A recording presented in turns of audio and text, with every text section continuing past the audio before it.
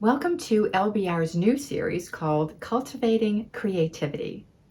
When you think of the word creativity, doesn't it just make you smile? Don't you love creatives? And isn't it fun to be creative? It's like taking a mental and emotional vacation, isn't it? Well, I hope you enjoy this series. I'm going to be introducing you to some of my friends who are amazing creatives.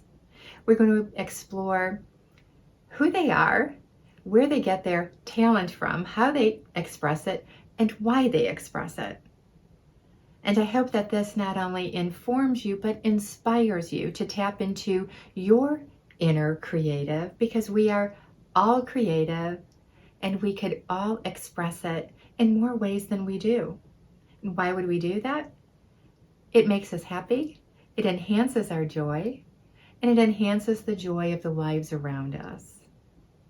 So, won't you journey with me and meet my very first guest, our very first guest, a dear friend of mine and my husband's, Camilla Armstrong. Enjoy. Welcome to Life by Randy and a new series called Cultivating Creativity. And I am so pleased and excited to welcome one of my favorite human beings and my favorite artist of all time to the LBR community, Camilla Armstrong from Montgomery, Alabama. Hi, Camilla. Hi, it's so good to talk with you again and to see you. Oh, you too, Camilla. Thank you. Thank you. The viewers, the LBR community is in for a real treat. I have had you on my list for 2 years since I started Life by Randy on YouTube. And this is now the perfect time to begin to showcase you, your work, and the spirituality and creativity that you bring to all of your pieces. And so we met back in the mid 90s through Mhm. some sorority sisters of mine who are sisters Michelle and Sherry, and they introduced me to you, and we have been friends ever since. And we have a huge collection of Camilla Armstrongs in our home, and hopefully more on the way. Still, Mother Mary and Mary Magdalene are on my. Yeah, I had forgotten about that. Oh, that's all right. That'll be a surprise I for. probably have it. Right. And so, Camilla, I would like you to begin to maybe introduce yourself to the viewers, and we'll put up your website later as well. And this is going to be one of, Lord willing, many conversations with you, because you have so much to offer, and I want to help share you and your message of beauty and healing and spirituality with the LBR community and beyond. But I want you to say in your own words, who are you and what do you live to do? I would say first, I'm a spiritual being. Second, I am a wife and a mother and now a grandmother. And that's the most thrilling part of my life.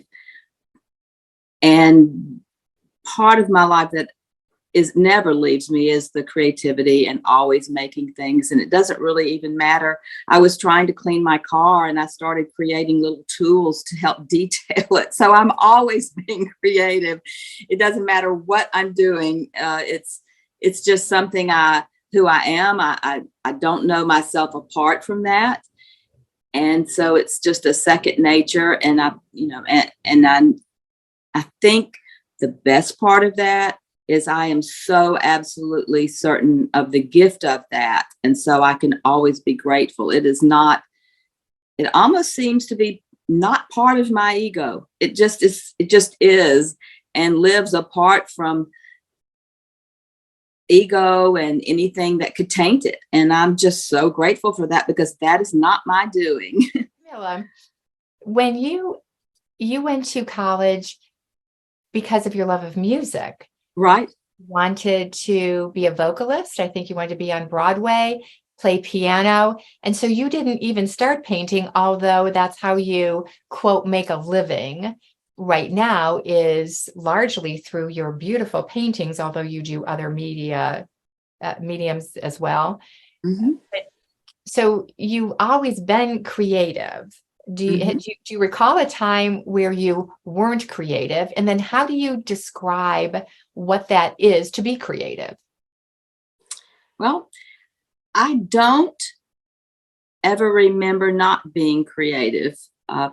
When I was a child, uh, the playtime was creating whole new worlds, imaginary worlds, and acting out different scenarios. So, I think children naturally are creative, and in their play, if they are left to their own design. And that's why I think so many parents now find it very important to limit children's use of TV and iPads and all that technology, because that's where creativity really has its full reign in childhood, in play.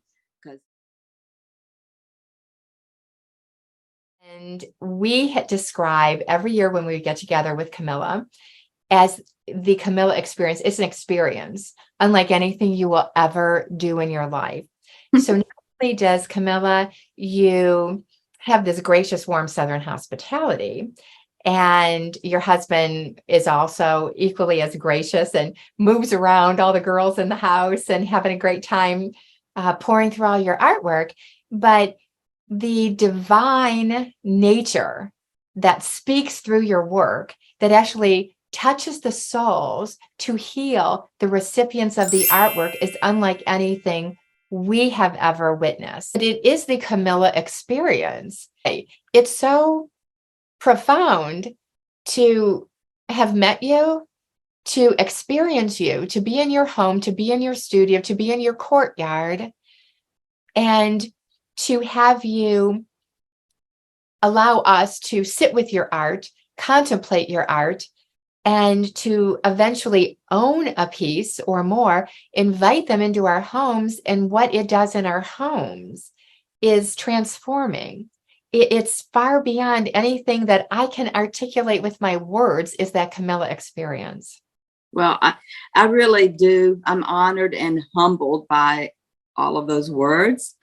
I do believe, though, that you and, the sisters, you are open. You have to be open in order for what I do to have any effect, I believe. But I just think that God puts us in the right place at the right time, and probably already has prepared our hearts and our minds to be open. So everybody has a part in it. And Right. I think one of the greatest gifts that God has given to me is the fact that I really don't know that. People are always going, I don't think you really know how good you are, or I don't think you really know how powerful your work is.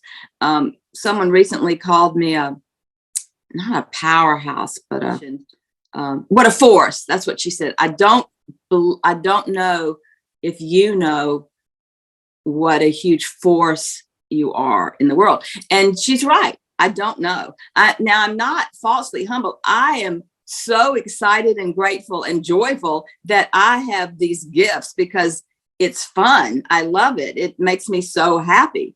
And it's, because I know where the gift came from. So I don't have to it's not bragging. I mean, it's the best brag of all, because I'm bragging on God. I'm thanking God, because that is the source of it. And that is something I definitely know.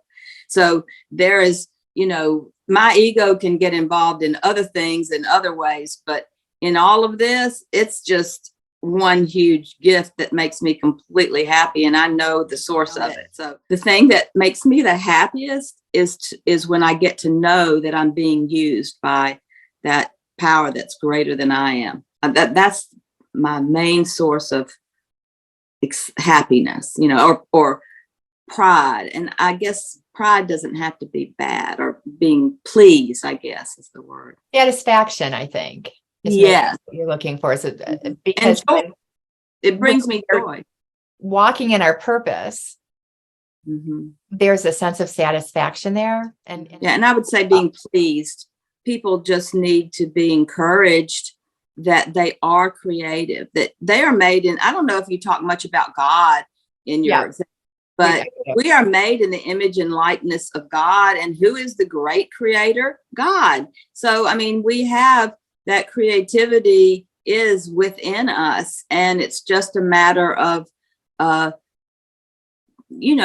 tapping into it in one way or another. And so I do think that willingness to want to be creative is really an important part of being creative. But if you're just talking about me, if you're wanting me to talk about me, I never had to employ that. I just came into the world like that. And that's when I am you are. Yeah, so that's when I'm the happiest. So how did you get to music as your major to really being this well-known, well-collected, well-valued and treasured artist? You were in a gallery in Atlanta's Buckhead. I think you were in a gallery in Boston. You have art shows all the time, and you are really widely collected. And you're looking at one of your collectors as well. And then now I have things in Manhattan. And in Manhattan, right. And so that's going to be another show, which is amazing. I know the viewers are going to tune into that. Absolutely. Very special. We'll save that secret for another show. And so let me pull up your website, Camilla. And you've got some great quotes here.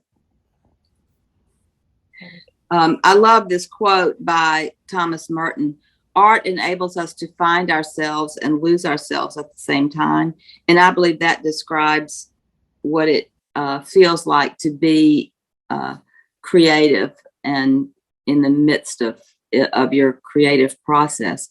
But you asked me, how did I get from point A to point B? In high school, I was always in the select courses and, soloist I had a high school of 700 people. And so I was always given to performing, and I was in musicals growing up, and that was my love. But I actually did not get into the school I wanted to get into back in the 70s for drama, and so I went to Birmingham Southern. It was a very different school back in the 70s in terms of it was all opera and experimental theater, so it really didn't have what I wanted. But I kept giving it a good go. I had been doing a lot of folk singing and playing the guitar in different arenas or venues in my high school and early college life, but that was not what their programs were about. So I became very disillusioned, and I just took a poetry analysis course because I loved poetry, and I did a little bit of writing, and then I took an art class, and just to kind of think what might I be interested in. And it was a design 1 class. When I got in that class, I never looked back. I was home. I didn't realize at the time that I had ADD, but making art and engaging my eyes and my whole being in that visual way was just so focusing and exciting that I just never looked back. And that's it. So it's been that way ever since. But then when I got out of school and I married, I taught art and music and even directed some plays and did a little bit of everything. But when I was right after I had my one daughter, which was 10 years after I was married, I wanted to be home with her. And so let me backtrack just a moment. I was in a group of people talking, and we were all asked the question, where did we see ourselves in 5 years? And I said, I was teaching at the time and not pregnant, and really was told I wasn't even really going to be able to have children. But I said, I never believed that. So I said, I would like to have a child, and I would like to be producing art and having it, seen in public, so I would like to live into that professional art life. And I can't remember the other 3. But within 5 years, two of those had come true, because when I quit teaching, and had my daughter and wanted to be home with her, I started painting. And it's a long story, but I can just tell you moment by moment how God promoted my my work and my career in art. It was just thrilling, and it's thrilling still to look back and see how every step of the way, all I did was walk through the doors that opened. I didn't make decisions and try to go for things. I just walked through the doors that opened to me. People asked me to donate something to a charity auction, and then this really famous collector bought my painting, and that kind of put me on the map. And just the fact that my friend asked me to even donate something was a big deal. But I will say I think this is really significant, because it's a really small thing, but it's very important. When I was home with Emma, she was in preschool. We did not have very much money. My husband was also teaching, and so we were basically living on a teacher's salary. I wanted to give Emma's preschool teacher a very special gift, because we were only parents, and letting go of my child into other people's hands was very difficult. And I just was so appreciative of this woman. So I wanted to give her a special gift, but I had no money to give something that I would consider was special enough.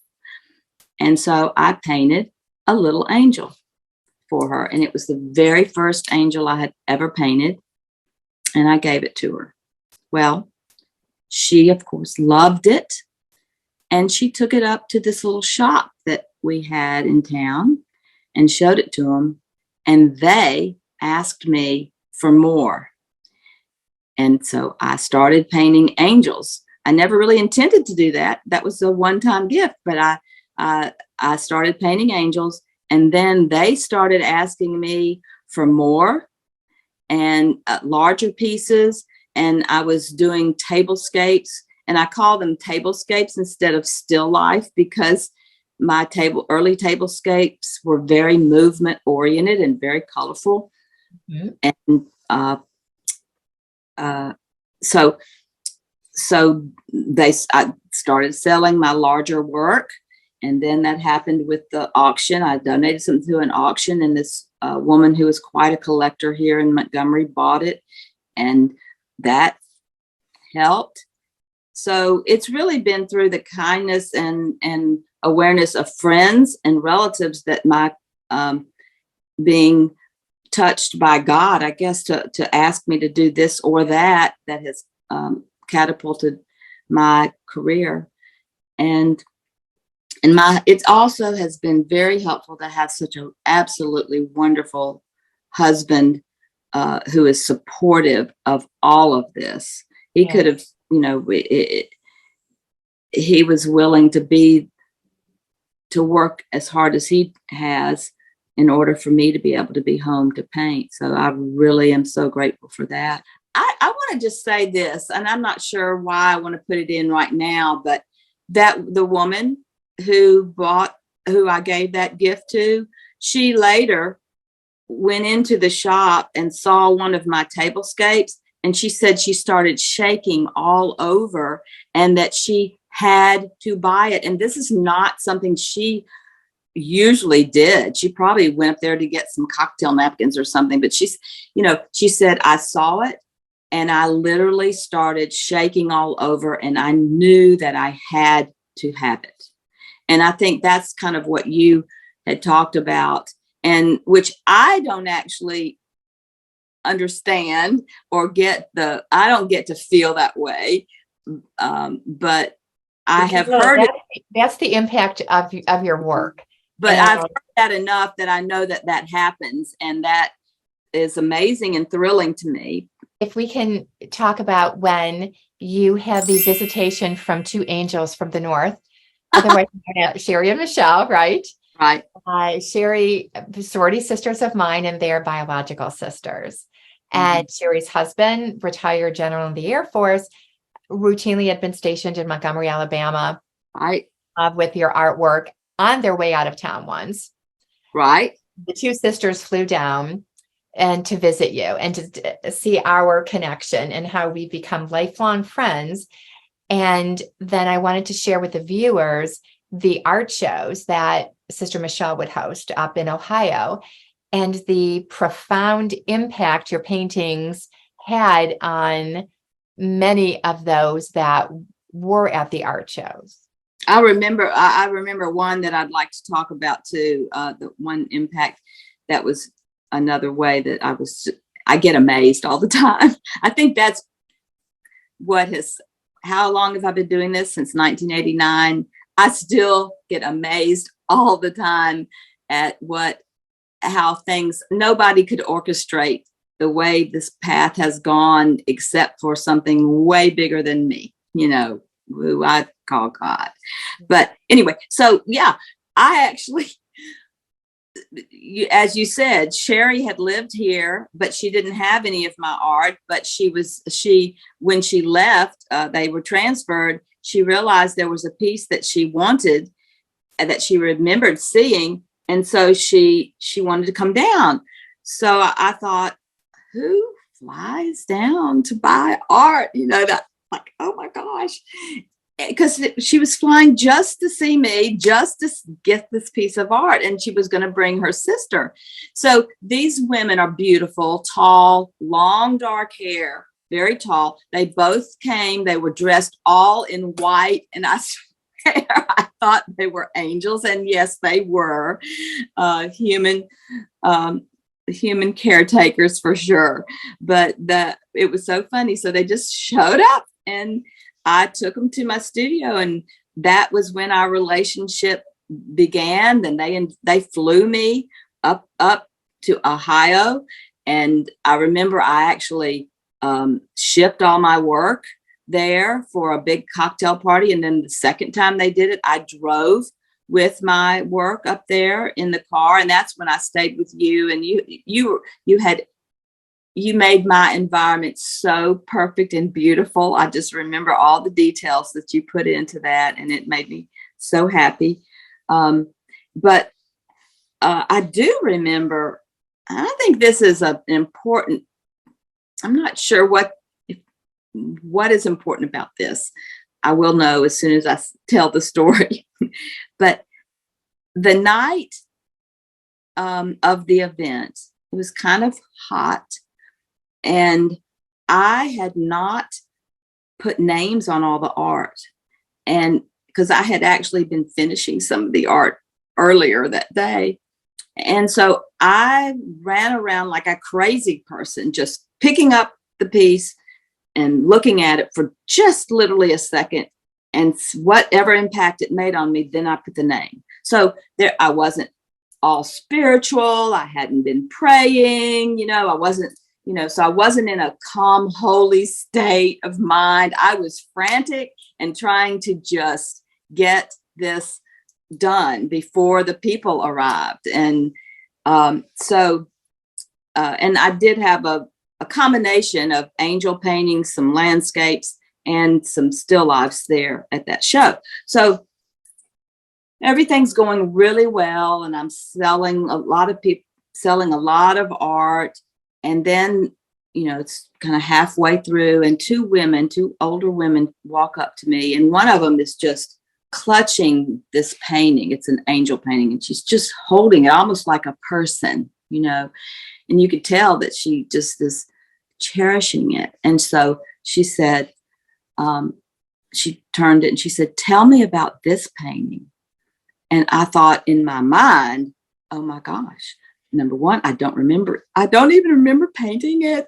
I don't know, because sometimes I am just a vessel. I am just doing it. And whatever happens after the fact is what God does. So that's a good thing. So I didn't, what is its story? But, then my desire to be very authentic and honest comes through. So it's like, all right, what can I tell her? So I said, well, show me the name, because I didn't even remember the name. So when I turned it around and And I said, well, I said, I usually look at my work and then I let it tell me its name.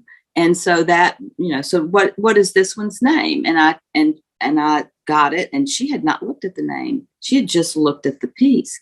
I turned it around and I said, well, this one's name is Grace. And she burst into tears. And it turned out that her most special grandchild who had special needs, who she had really done so much for and had been such a connected part of her life, her name was Grace. And so that was one of those, a lot of people call them God winks. I just, but that was just one of those moments where nobody could have orchestrated that. And that I didn't have to be anything but exactly myself for God to do that for this woman. And it meant so much to her. And things like, I have a million stories like that. Yes. So, including, I have my own stories like that with you as well. Mm-hmm. And obviously when people for as long as we have, I think we're 26 years or so, through some of life's traumas and my unsuccessful attempts to have children through surrogacy and adoption, and you having nests of eggs designed just for me to show God's heart and my desire for that family, and how I could honor that desire, unfulfilled as it has been, but have these beautiful paintings that fill my heart that showed God's heart of compassion towards me and my struggles, mm-hmm. through the gift of creativity and artistry that he's given you, that you so diligently work at to mm-hmm. be that vessel, Camilla, to others, truly. Yeah. And I appreciate everything you're saying, but I'm going to take a little issue with the word diligent, because I don't know. Maybe by diligent, you mean I just keep going on, yes. But I'm not honestly that diligent. I'm just this ball of chaotic energy that just has to make stuff and create. And so, I'm not always, but I think that is even makes a more powerful statement, because it just shows that it's God, not me. Yeah. I love to, getting out of my own way. Sometimes I say that that's hard. I think I have a quote here. Getting out of my own way and following the path of the aha moments is what drives my exploration and invention. And I used to think, gosh, if I was struggling with a piece, I thought maybe I'm just not getting out of my way. But I have really recently found that it doesn't really matter. God's using my limitations when I'm not out of the way. It doesn't really matter. If I just need to be true to the gift in terms of come to the canvas, come to the painting, come to the art and do it. And I don't have to force or try to make things happen, or even try to make myself get out of the way or make myself any different. Beautiful. It's like just me with all my flaws, all my limitations. It doesn't matter, because this is how God has chosen to use me in the world. So and there's such freedom in that, isn't there? There's such freedom in that. Such freedom. And I mean, yes, such freedom. And so I love this. We can wrap up this first episode with you with much more to come. I love this kind of tug of war that you're even describing, because mm-hmm. You learn, I think, from every piece of art you are creating. Yes, definitely. You just as much, and it teaches you about the creator as well. It teaches you even deeper and greater wisdom. So could you read this and give us your thoughts on this? I almost sometimes felt like I need to apologize for not having one specific style and subject matter for all my life. And somehow I thought that was not good. But then I felt this tug of war between working with pure abstraction or exploring more objective images. I love both. So, once so I kept searching, what is the common link then? What is the common thing? If I'm going over here and painting eggs with all the reality that I possibly can, and then I'm doing this purely abstract piece with colors and mark making, what is that?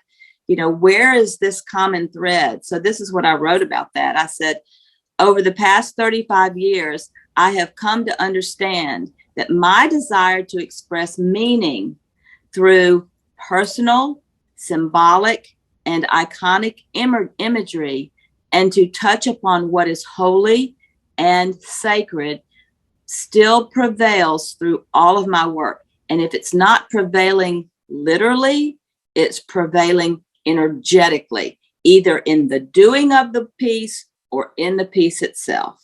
And so I satisfied myself with that comment finally, that I can rest in that. Beautiful. Beautiful.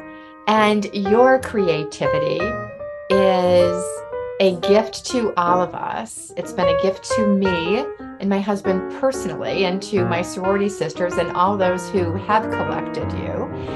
And you are such a gift because you increase our joy by knowing you, by experiencing your creativity. You are a force, Camilla. You are an awesome, beautiful, wonderful force, and a force for so much good. Don't ever stop being a force. I'm right there with you. Well, thank you so much. I appreciate it.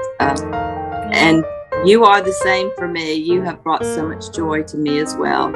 And I'm so excited about this next part of this journey and getting to do these talks with you. Absolutely. Thank you. And I know the LBR community is going to treasure you as I treasure you. Well, that's very sweet. I appreciate that. Thanks for your time, Camilla. More to come. LBR audience, stay tuned.